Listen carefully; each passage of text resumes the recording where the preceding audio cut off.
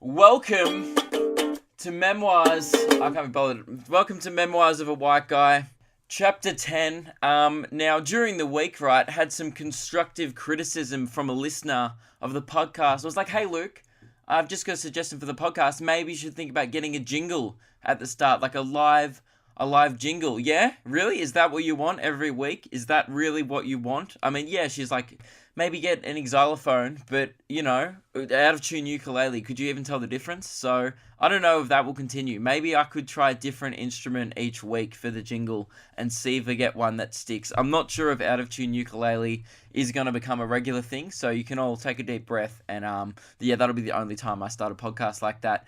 But, okay, okay, we have to talk about it. I got to talk about Trump. Like, I know nothing about the American politics, but I'm a white human being, so it means it is my duty to give my opinion on something that I know nothing about. So, yeah, let's talk about that first. That was crazy, man. Like, honestly, I think so the election results, like, almost, it was pretty much confirmed that he'd won at about 3 p.m. Honestly, until about 2:30 p.m., until I actually saw the polls, I just, in no way did I think that he could win. Like, I was like, oh yeah, Hillary will just win this, it'll be just like a normal election, whatever. No. And then I found out he was winning, and, like, I wasn't even mad. I was just, like, surprised. I was like, you know what? This is funny. It's not funny that he's actually the president of the United States, but it's funny that someone with no political experience can run for president as it is, and then convince like 50 million people to vote for him. That's the funny part. Like, the prerequisite for president used to be like, you know, being a qualified leader, political experience, maybe a war leader, like, you know, Abraham Lincoln, just all the greats. And then you're gonna go across that wall with all the paintings of the past president, and then there's gonna be just Trump shaving someone's head on WWE, and everyone's gonna be like, yep, we fucked up. But I just think it's crazy. Like, now the bar's set so low. Like, anyone, like, apparently, have you heard the rumors that the Rock is going to be running for president? Obviously, Kanye announced it is running for president. A year ago, that seemed ridiculous. People were like, oh, Kanye's president, that's funny. Like, he might make a good album out of it. No, now Kanye has got a genuine shot. And the scary part about Kanye being president isn't the fact that Kanye West will be the president. It's the fact that Kim Kardashian will be the first lady of the United States. If Kanye wins, she'll be the first lady with a sex tape. Like, and I guess that's a good reflection of, like, how our society is headed as a whole. It's crazy. Like, if The Rock actually runs for president and gets in, that'd be ridiculous, because when you sit down and you watch those Fast and Furious movies, there is no one in that franchise who is fit to run a country. No one. Like Ludacris, that'd be ridiculous. Or Vin Diesel, like, he'd be slurring his way through his victory speech. He'd be like, yeah, it's all about the Torettos, it's all about family, thanks so much, America. And they'd all be drinking Coronas around the White House. There'd just be product placement everywhere. But they would probably pimp Air Force One, so that would be cool for the next president. But the point is, I just think all this means, Trump becoming president, is that anything is possible. Like, anything is possible. And obviously, I know, like, I've been reading a bit about how he actually won and stuff, and why the polls were so wrong, and because, you know, the Republicans weren't actually voting in the polls and stuff like that. But I don't really want to go into that because, again, I'm like, no one cares what a 20-year-old dude has to say about the American election. So I'm not going to go into why, like, my actual opinions on the election. But I honestly think a really funny part of this whole thing was the celebrities who said that they would leave the country if Trump won. Like, the main one was Miley Cyrus. Miley Cyrus was like, I'll do it. I'll pack my bags and leave America, okay? If Trump wins, I will leave. And everyone in America was like, fucking good. Go, just leave. Like, Miley Cyrus leaving might actually make America great again. See, that's one thing that everyone can agree on. Like, whether you were a Republican or a Democrat, the Cyrus family contributes fucking nothing to society, and everyone could have like voted. Like all the celebrities saying they were gonna leave, like people would be like, oh, but I don't want Miley Cyrus to leave. I should vote for it. No, that's ridiculous. And like there's heaps of them. Like I think like Bryan Cranston said it, Snoop Dogg, and some of them were saying it like, no, I don't feel safe in this country anymore, which is fair enough. But others were just like, I'm just gonna leave and see how Twitter reacts. But could you? She would have got to the border of Canada, and Canada would have been like, oh, how about that, eh? And then Miley's like, Canada, can you just let me in? I'm trying to get attention on Twitter here. And they're like, yeah, it's not such a party in the USA anymore, is it, Miley? Eh? Because they're Canadian.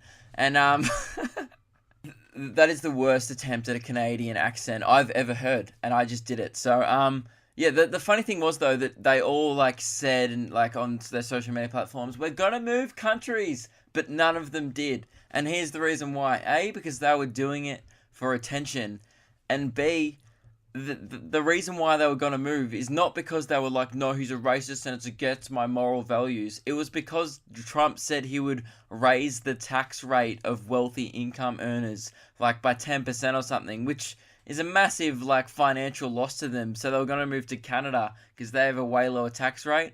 And then Trump came out and was like, no, I'm going to actually lower the American tax rate. And they're all like, well, I guess we can deal with a racist white man for 4 years if it lets us be bullshit rich in the country we were born in. And then they don't have to get a removalist truck. It's a whole thing. So they were just like, oh, we were joking. And even Miley Cyrus said after she found out the result of the election, she was still like, my heart is broken into, she made this post on Instagram. She's like, my heart is broken into a million pieces. I'm moving if this is my president. I don't say things I don't mean. And then she clearly found out about the tax thing. And then an hour later, she posted videos crying, saying, look, I've accepted that he's our president now, and it's something we just have to all accept. And I'm like, yeah, because you get to keep another $20 million. It makes me angry that they pretend the reason is like, no, we're morally against this. You're not. You just want to be bullshit rich, okay? Okay, here's something completely unrelated to the election, and I was thinking about when I was reading the Miley Cyrus thing. Have you noticed that Miley's... Actually, you won't even believe me when I tell you this. Like, people are just going to think I'm bullshitting. I'm not. Okay. Have you noticed how much Miley Cyrus looks like Hannah Montana? It's fucking uncanny. It is eerily similar. Oh, man. See, this is the problem with this podcast. It starts off and I'm like, oh, Luke's smoking some pretty good points about the election. Then, boom, you get the bells, the bells. The megaphone's back, and I'm singing again in it, so I'll stop. But, yeah, a few weeks ago, there you go, Kim. Okay, so this guy called Kim who listens to the podcast messaged me saying, hey, bro, can you talk about conspiracy theories on the podcast? And 2 weeks ago, I was like, yeah, man, I'll talk about it next week. I'll research one. And I'm too lazy to research one. Still haven't done it this week. But there you go. There's a conspiracy for you. Hannah Montana, Miley Cyrus, same person or not. We'll never know, okay? I'm not contacting Disney asking who played the role of Hannah. I mean, Miley was in the show, but two completely different characters. So, shut up. I don't know why people listen to this podcast every week, and people give me positive feedback on it. Like, I never get, hey man, your podcast sucks. Like, it's always like, hey, I'm really excited for the next episode. Why? What do you do with your life? Anyway, so it came out. I'm still talking about the election because I think this shit's hilarious. I bet you've never heard a more uneducated, unresearched take on the American election thus far. I mean, unless you watch Fox News. But, like, I'm just talking here. So do not take anything I say as fact. So I'm just reading, so I read during the week, right? That this is one of the better news stories to come out of the election. The Back to the Future writers, so the people who wrote the films Back to the Future, confirmed that Biff Tanner, the character, was based off Donald Trump. So when they go into the future, and Biff's like really rich and he's old and he's a massive dick, they based that off Trump. Think about that. Last week, 50 million Americans voted for real life Biff. And people were like, oh, how did Trump do it? Easy. He bought a shitty DeLorean and a sports almanac. Boom, he's the president of the United States. That's how it's done, okay? It's 2016. No one cares about your policies anymore. times have changed, okay? And it's crazy how much they predicted. Like, they predicted he would be like a misogynist. Like, when he pushes Marty's, they just... and they based it off... It's messed up, man. And also, The Simpsons predicted it as well. And if you look at, like, everyone would have seen that screenshot, they predicted exactly where he'd win the seats. So, which states Trump would win in, which is... I guess it wasn't that hard to predict, but, like... It's, I don't know, I think it's just messed up that if what was like a 20-year-old joke of Trump running for president is now like a reality. And all those interviews of Trump in like the 90s saying like, yeah, if I was ever going to run for president, I'd just be a Republican and say shit that people want to hear and then they'd all vote for me. And that's exactly what he did. And like, I think he must regret it now. Surely he was running as a joke and now he's just like, oh, I had no idea people were this dumb. People are that dumb, Donald. People are exactly that dumb. And, and it came out during the week that, he was like, no, I'm not going to take a cent of the, $400K president's salary. And people are like, wow, like, maybe he's a good guy after all. He doesn't need $400K a year. That's like, if I dropped like 10 cents on the ground and then couldn't be bothered to pick it up, that's the equivalent of him like going, oh, $400K a year? What? Like, he's bazonkers loaded. He doesn't need the president's salary to shit on you financially, okay? So you can say that and it makes him look like a great guy. But he's making $600K a year off Trump steaks. So, really? Like, that's... Anyway, I think this whole election thing's just messed up. Also, I was just thinking then, I have no idea why Miley was so concerned about Trump. She's like, he's gonna build a wall. Really? You would just strip off your clothes and fly through it naked on a fucking wrecking ball and no... She's just sitting there like licking a sledgehammer. I think this marks the end of my election talk. When you're getting down to like cheap Miley Cyrus jokes, you're done. You got nothing else more to talk about the issue. And you can't even be mad with this synopsis of the election, because I said right at the start, I haven't read it, I haven't done any research. This is an unintelligent person's take on something that is quite complex and is far over my head. But I feel like my take on the election was really... It was different. That's one thing you can say. Though I realise now I've been talking about this for like half the podcast. So what else has happened this week? Oh yeah, the very first video that I've ever made hit 1 million views during the week. The You Don't Own Me one, where I just ignored signs wearing speed dealers. And if I could pick any video of mine's hit 1 million, it would 100% be that one, because that is the dumbest video I've ever made, which shows you the intellect of people on the internet. And it's definitely my favourite video I've ever made too. And it's so funny, because during the week, like, people have been sending me like fan-made versions of that video. So like on my Snapchat, every single day, I get someone like ignoring a sign, then cuts to them wearing speed dealers with that You Don't Owe Me song playing in the background. And it is never, like, not funny. And it's been going on for, like, 2 weeks now. I just get Snapchats every day. So thank you to all those people who have been making fan versions of what is a dumb video that really wasn't made to be imitated at all. But I should probably do a part 2 of that. I'm going to do a part 2. But yeah, I've been working on a few more videos. I've got it... Hopefully, I hate making promises because if I don't come through, I'm going to look like a dick. But hopefully, there'll be another music review this week. I've been working on that for a couple of days now, so I need to film it. But I'm very busy, though, because I got 2 gigs. I got a gig tomorrow night, gig Wednesday night, and Thursday, I think. So, yeah, it's going to be like... I don't know when I'll get the chance. But that's okay. I'm gonna keep hustling. What else is a thing? Oh yeah, I finished my art. Well, not finished. I've been working with an artist this week for my comedy show, for my comedy festival poster, and the poster for my show next year, my stand-up show. So that's cool. So this is the part of the podcast where I just talk about my shit really selfishly, and hope people care.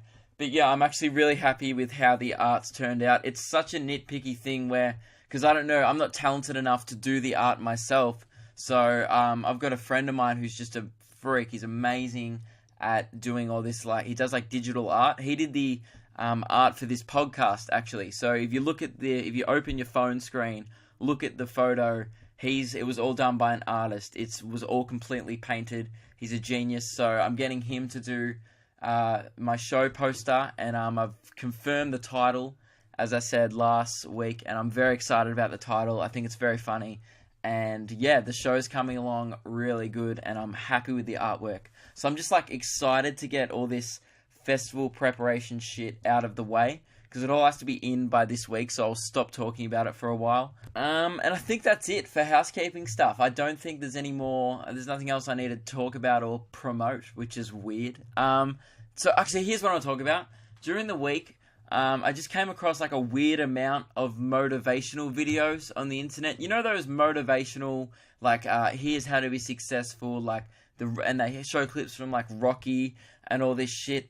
And it's all about how to be successful. But anyone sitting at home during the day watching a motivational video probably won't be successful. Like, there was this one on productivity, and it was like, this is how to be productive. And I watched it all, and it was the least productive thing I did all day. I just wasted like 12 minutes watching this guru talk about productivity. And I stopped doing. I was being productive before that. I was like writing a video and doing all this stuff, and then I saw this video pop up, and I'm like, oh, how to be productive. And then I just sat there doing nothing for 12 minutes. Me watching clips from Rocky going like, you got to get up and keep moving forward. That's how winning is done. That doesn't, watching Sylvester Stallone yell from my computer is not making me one bit more successful at all. It's making me waste time. It's making me now want to watch Rocky, because I'm like, oh, that sounds awesome.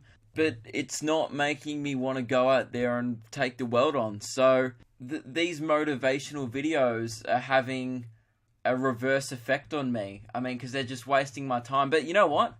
They're kind of like here's the thing. If you're watching it to like get a quick G up, like if you're like, I'm going to Google motivational video and just get myself revved up to finish this assignment or go for my run or whatever you need to do. Yeah, okay. If that's really what it takes for you to get revved up, then watch the video and it might help. But if you're like sitting there contemplating life and like, I think I need to change my attitude for the next, decade, I don't think a motivational video is going to help. You know what's going to help? It's like turning off your computer, going outside and giving to charity, or going for a run, or like trying to get a promotion at work or some shit. I don't think sitting there watching fictional characters from movies achieve success. That's another thing that bothers me about these. They show, so like they'll have like a TED talk of some like usually African American guy revving up some high school students like, you gotta be positive, stay on track, okay? You gotta work hard, you gotta work harder than you've ever worked before. And then while he's saying that, just pictures of like Ashton Kutcher in that Jobs movie is just playing while he like takes over the technology world in a movie. They don't play actual clips of Steve Jobs being successful. They play clips of people playing successful people being successful. I guess Ashton Kutcher is also successful though. But that's the problem. Like that, they show like pictures from sports movies of like Rocky training and like, yeah, this is like what being successful is. No, that's a movie, okay? Like they could play a clip of a porno in the background of a chick taking a load on her face, and then the black guy's like, yep, this is how you boo successful kids. And you know what? She's successfully made the guy come, and that's probably more inspirational than Rocky running upstairs. Because I'm like, man, if that chick's willing to take a load on her face in front of like 100,000 people watching, then anything is possible, okay? Go get him, son. Like, I would kick life in the dick after that. That is how you could actually increase productivity. Because I could get really inspired and have a wank at the same time. I would just cut my computer time in half that day. So the point is, motivational videos are not that motivational and are kind of counterproductive. That's all I want to talk about. All right, now I'm going to answer some questions. We had a few good ones this week, so I'll get into them. I'm pretty excited about these ones. First one, let's just go in order what they came in. Ryan sent in, he said, how did your parents react to you saying you wanted to do just comedy, not schooling? Because mum hates it and dad is cool with it. Okay, so Ryan wants to do comedy and he wants to know what my parents thought. My parents were weirdly cool with it. Like, I don't know why they're cool with, like, they're at work, like my brother does uni right now and I just sit at home talking about girls taking a load on their face. And somehow they're cool with that. Oh, they're probably not cool with that, but they're cool with this whole pursuing that as a career thing, which is, here's the thing. See, if you're just coming out of high school, I'm assuming he's like tossing up between high school and then university. If you're coming out straight out of high school and say, Mum, Dad, I want to do comedy for a living. Or say if you're a musician and you're like, Mum, Dad, I want to be in a band for a living. That's a ballsy and big statement to come out with, and they have reason for concern. So straight out of high school, I didn't know what I wanted to do. So I started a degree. I did a whole year of it. And then June that year, my first year out of high school, I started doing stand-up. And then I didn't completely just start stand-up and stop everything else. I did 6 months of studying, and after I'd study every day, I'd go do gigs at night. And I think my parents saw how into it and how much happier I was becoming doing this thing that I now loved. And I think they saw that and they saw me do it a couple of times, like, oh, he's actually not that shit. And they saw me do it and were like, okay, this is something that Luke really enjoys. And then at the end of the year, when I said, I want to defer from uni, I want to drop out and pursue comedy, they were like, oh, okay, well, he's worked really hard at this for 6 months already. He must really love it. And so they were really supportive. And I honestly can't thank them enough, because my parents are I would say pretty strict, like in when I was a kid and stuff, but they're very supportive with like whatever I try and do. Because like I used to be in bands in high school and stuff, and that was my thing. I was like, yo, I want to be in a band. And they're like, oh, cool. And they just were like accepting of that. And I'm like, you want me to be homeless?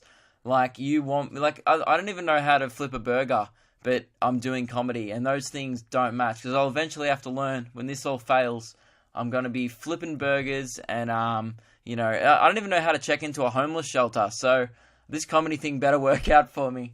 But, to answer your question, Ryan, that is, how my parents reacted to me doing comedy. They were weirdly cool with it. But, so my suggestion would be, if you want to do comedy, you should start doing it while you're studying to if you want to make your parents happy, start studying a course, and they'll be like, oh, he's good, he's got a backup plan. And then I think if they see how much effort and work you're putting into it anyway, they might be more like, okay, he must really love this, let's let him do it full time.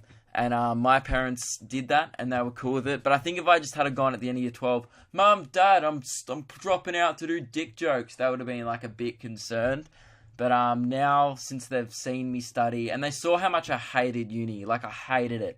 I go there every day, and all I do is write jokes. And that's why I left, that's why I deferred uni, because by the end, I was like, I'm coming here for free Wi-Fi to write jokes, to just make funny tweets. And I'm like, I can do this at home. So then that's why I deferred. And I was like, I just all I wanted to do was do stand-up. And now, since I've dropped out of uni, I have time to try and do one video a week, a podcast a week, do 3 gigs a week. Like, I do a fair bit of stuff, but now I have the time to really give this a good old-fashioned crack. So that's my answer, Ryan. Hope it all works out, mate. This one's from Willie P. You know that Willie P. That's funny. That's like Seymour Butts, or like. I know a guy called Wayne Carr. Like, his first name's Wayne, his last name's Carr. So, yeah, Willie P. Your name sucks. He said, have I started getting noticed when I go out? No. Like, people, like, it's really annoying, because if you haven't noticed already, some, like, the videos have gone pretty well lately, and I've got a fair few more Facebook likes. But honestly, it's a number on a screen. Like, it's really cool, and it has happened before. I have got noticed. But it usually happens at like comedy related things. Like, I'll be at like a show and just watching or something, and I might get noticed. Like, hey, are you the Kidgell? And like, it's really cool when it happens. It's really, really cool. But no, I don't get noticed on the regular. I don't just leave the house and get just flooded with people. Like, I haven't got noticed.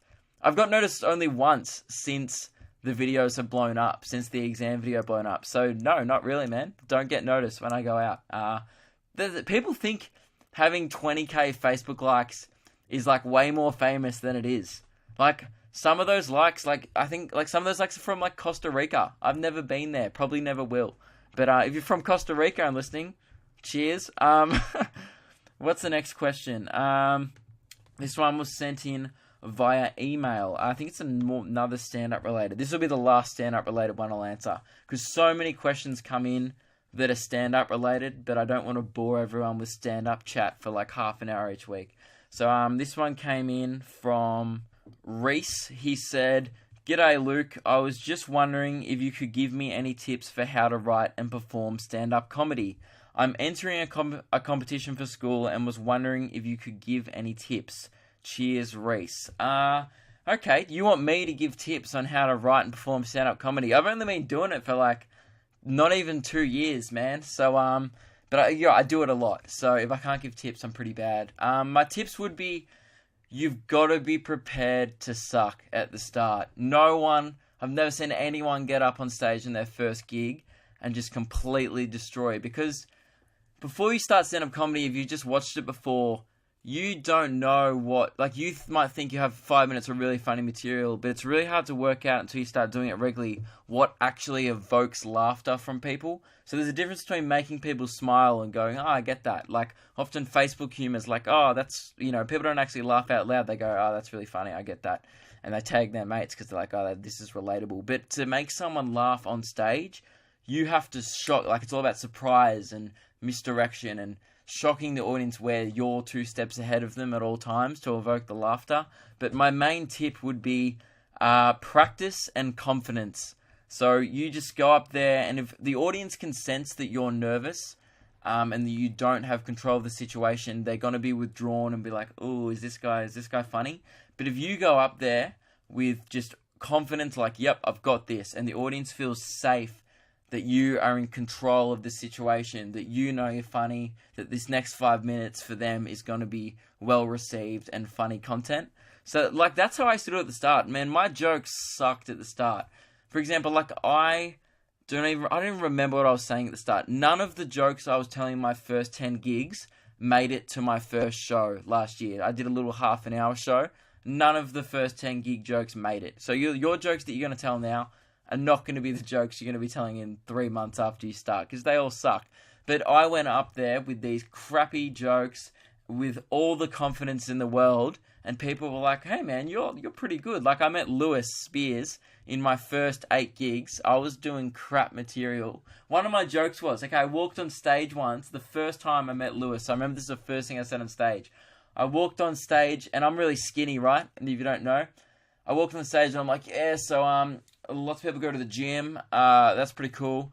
I go to the gym like, poor," and then I flexed and I was like, "Poor, like never." And the audience laughed because I just had all the confidence in the world. And I'm like, look back at it now, not funny, Luke, not funny at all. But if you go up there with confidence, I genuinely thought at the time, that is a funny joke. So I went up there with all the confidence in the world and was like, "Yes, this is funny. This is going to kill these people." And yeah, people were like, "Oh, this guy's good." Like, even though my jokes weren't good, they were like, "Yeah," and everyone used to be like, "Dude, your stage presence is unbelievable." No one ever said, "Hey man, your jokes are good." People were like, "Your stage presence is great, man. Your stage presence is great." And then when I learnt how to write actual good jokes, I've come a long way since then, because I've still got the stage presence and know how to write a joke. But my tips would be, I've been talking about this for far too long. My tips would be confidence and practice your set, man. So if you want to, Reese, if you want to message me, and we don't have to talk about it in the podcast or whatever. Actually, you know what? It'd be good to follow up. Let me know. I think I messaged him, "When's the competition?" And he said it's early next year. So early next year, if you remember, let me know how you went. Send it into the podcast, and we'll all find out together how your first gig went in the competition. And also, you can feel free to send me some material if you want, man. I can give you some tips on it. I'm always happy to help. Thanks for the question, Reese. So confidence and practice is my tips. Also, be prepared to be shit. No, who cares? It's your first ever gig. Okay, this is another one from, how much time are we at? 29 minutes. This will be the last question. If I haven't answered your question this week, I'll do it next week. So this one, serious question for the podcast. Oh, ending on a serious one sucks, but I'll do it anyway. So this person said, "Call me Simon." So they want to be remained anonymous. "Hey Luke, I'm a recent fan of yours and have discovered you from Lewis, who I just mentioned. I really love this podcast, and I have to appreciate how you and numerous comedians are using YouTube and other social media platforms to further grow your fan base. Thank you very much, Simon. Keep up the good work. Here's my question. I'm a 15-year-old in year 9 and need help talking to girls. This is like every second question I get. Okay, this isn't serious. Sorry, man, but just talk to him. Okay, most girls tell me I'm good looking, but when I speak to them, I sound like a retard because of my lack of confidence. I go to all the parties, but they're always depressing as hell. I have no friends that are girls, and I potentially also want something more than a friendship. Oh, Simon wants to get his fingies wet. I'm also really scared that I won't get a date at my year 12 formal if this continues. Can you please help me, Luke? You're in year 9. Why are you already looking out for year 12 formal? You've got 3 years to learn how to speak to a girl, man. You're fine. Here's what you do to just emit an air of confidence as you walk into a room. Walk into a room with a bunch of girls and be like, "Oi, Simon says, touch my dick." Oh, wait, that's not your actual name, is it? You said call me Simon. Damn it. Okay. I'm looking at your real name. You can't do it with your real name. It only works with Simon. Okay, here's what you do. Change your name to Simon. Then do that. I don't remember the last time I gave good advice on this podcast, yet constantly get asked for advice. And it's all like, I don't know how to speak to girls, okay? So this is my final advice. I'm not going to answer another question like this again, because I've got it before, and I'll get it again, okay? This is how you speak to girls. You walk up, so you use your legs, all right, 1 foot after the other. So 1, 2, 1, 2. Get that rhythm going as you walk up to them, right? Don't shake your hands. Don't be a little bitch, okay? Walk up and then go hi. So ready? Practice it on 3. Everyone, no matter if you're catching a train right now, if you're in your bedroom, if you're on a bus, I don't know where people listen to this podcast, but let's all practice it together. Hi. 1, 2, 3. Hi. Okay, so that's a great opener. We've all got that down pat. And then say, how are you? So 1, 2, 3, how are you? And then the girl will be like, oh, good, thanks. Or just be a creep and stare at her from a distance. That often works too. So there's 2 solutions. You just need to work out which one's going to suit you, Simon. Okay, to answer your question seriously, and I will not answer another one of these, how to talk to a girl again. Really, I guess I'm always been naturally confident, I guess, with, I think, I'm good at, getting my girlfriend at the start. I mean, I haven't spoken to a girl like that in 3 years, because I've had a girlfriend for 3 years, but, I guess getting her at the start, yeah, I used to be funny, man. That was my thing. I used to make her laugh, and then, yeah, she somehow was like, oh, I could get used to this, and, But if you're not funny, you don't have to be funny at all. I think guys are under pressure to be funny and be really witty and stuff. You just have to be nice. I know guys who are boring and they have really attractive girlfriends just because they listen and they're not going to beat them. They're just not dicks. You just got to be a really nice dude. Speak to her and don't be weird about it at the start. I think another thing, guys often try and jump into talking to a girl hey, what's your name? Hey. And they just keep on messaging them. It's got a slow burn, man. You've got 3 years to year 12 formal. Just one day, look at a girl, okay? That's all you got to do one day. Second day, look at her and smile. Don't do it creepily. Just look at her and give her an awkward, oh, we made eye contact, smile. Third day, don't do anything.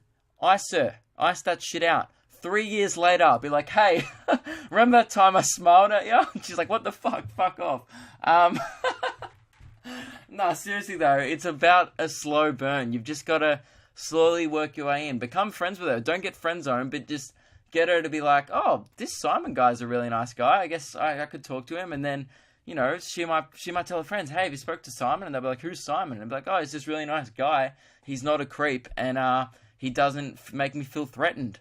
And they'll be like, oh my God, put a ring on that, sister. That sounds like a catch. Really, that's all you got to be in 2016. Just good enough to not be a bit of a dick. That's the level. The standard's so low these days that you just can't. Just don't be a dick. That's how I'd say talk to girls. Don't be a creep. be genuinely nice. And, like, don't be like, hey, baby, smiley face. That freaks them out. Just say, hey, be like a normal person. Speak to them at first like they're your friend. And then if you start getting signs that they might be a little bit interested in something more than friends, start going like, you might throw in like, oh, I thought you looked really pretty today. Don't say like, oh my God, you're so cute, baby, I'd hit that from behind. Just say, hey, I thought your don't say top, say, I thought your hair looked pretty today. And they'll be like, oh, thanks so much. And if they're not interested, they'll just be like, oh, they'll just feel good about themselves anyway. They'll be like, oh, it's cool. I never get compliments on my hair. This guy's really nice. But if they are interested, they'll be like, oh my God, yay, Simon likes me. And then you'd be like, oi, Simon says, touch my dick. And she'll be like, okay, one hair compliment's enough. This is why I can't give proper advice. I cannot do it. So I'm just going to stop. The podcast is done now. Just be nice, man. Don't be a dick. That's my advice. Okay, this brings us to the end. This is the end. Okay, so I need to say, I got to read out reviews quickly because I've been saying I'd do it for weeks. I got a couple of funny ones this week. I'll read out the funniest ones. Cameron said, very soothing voice. I don't actually listen to anything you say in your podcast. I just find your voice soothing and I sleep to it. So 5 stars. I'm glad I have a soothing voice. Hey Cameron, is this soothing for you? Is this soothing when you're falling asleep? Is that soothing for you, mate? I hope I continue being soothing. And the next one is by Aiden. It's said, absolute pisser, 5 stars, funny as bloke, funny as stories. Okay, so that wasn't that funny. But, can you start leaving funny reviews, people? Thank you to everyone who's been rating it 5 stars, but leave a 5-star review and then leave, like, a funny comment next to it. It makes me laugh, okay? So, also, send me more questions. I'm slowly running out. I've got a couple more to answer.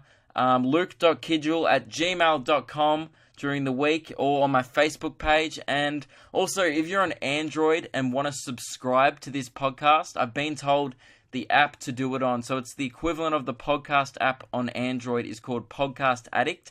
And you can subscribe to any podcast that's on the iTunes store. So go download Podcast Addict, subscribe, and I'll see you next week, mateys. Oh, wait, I've got to play myself out with my jingle. Okay. Hang on, sorry. This podcast should have ended 2 minutes ago.